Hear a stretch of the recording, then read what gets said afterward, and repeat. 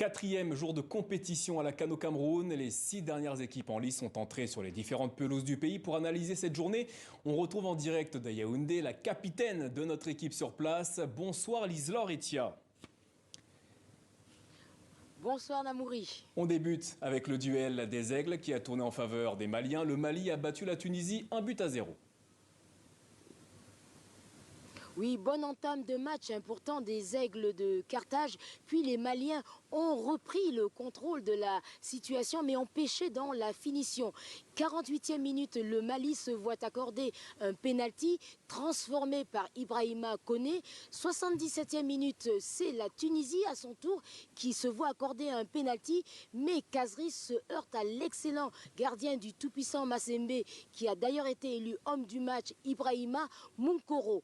À Bamako, notre correspondant Maliki Diallo a suivi cette rencontre avec 300 supporters ivres de joie qui attendaient impatiemment la fin du match.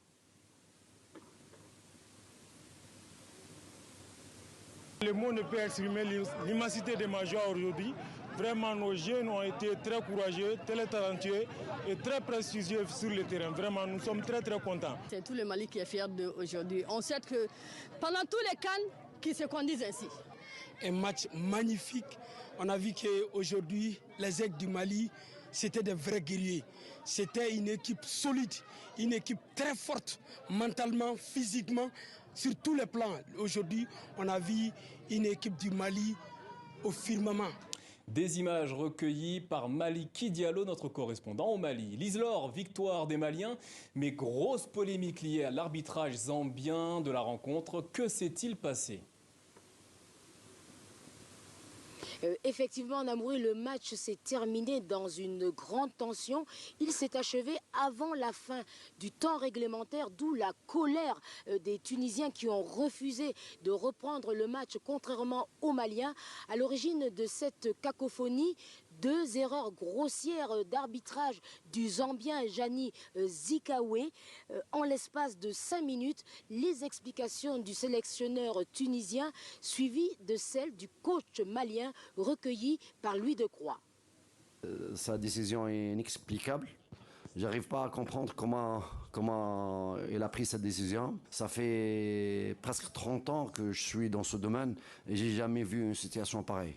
C'est des questions administratives.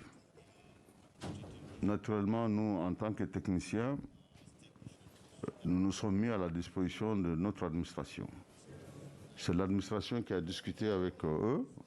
Bon, nous, on nous a dit de nous mettre sur le terrain parce que le match n'était pas fini. Je crois qu'on n'a pas demandé autre chose et nous nous sommes mis à leur disposition. Lise-Laure, vous restez avec nous. Prenons la direction de Tunis où l'on retrouve le journaliste sportif Zied Djendoubi. Bonsoir Zied, comment cette rencontre a-t-elle été vécue par les supporters tunisiens ? Bonsoir à tous. Alors, franchement, c'est une grosse déception. Hein. Franchement, on va le dire, on va résumer la rencontre par ce mot. La Tunisie a très bien entamé le match, mais après le Mali, ils ont montré de belles choses au milieu de la première mi-temps et ainsi que en deuxième mi-temps. On était très déçus du rendement des Aigles de Carthage vu qu'on a vécu dernièrement une finale de Coupe arabe. On avait espoir, franchement, d'aller loin dans cette CAN. Mais il y a aussi le côté, peut-être l'humidité et la chaleur ont joué un rôle très important lors de ce match. On sait très bien qu'il y a des joueurs qui évoluent en Europe et c'est peut-être leur première CAN dans ces conditions. Donc voilà à peu près ce qui s'est passé. On est très déçus. On espère qu'on va retrouver notre équipe nationale dès le second match parce que franchement, on n'a plus le choix. On doit gagner ou bien faire un match nul. Et voilà. Merci Zied Djendoubi en direct de Tunis pour la réaction tunisienne après cette rencontre Mali-Tunisie. Lise-Laure, dans le second match de la journée, la Gambie a bien débuté sa première participation à la CAN face à la Mauritanie avec une victoire 1-0. Oui, un match commencé avec 45 minutes de retard. l'hymne mauritanien qui n'a pas pu être joué. Bref, il en fallait plus pour déstabiliser la Gambie. C'est une victoire historique pour les Scorpions qui participent donc pour la première fois à cette CAN. La Gambie de Tom Saintfiet n'a pas tremblé.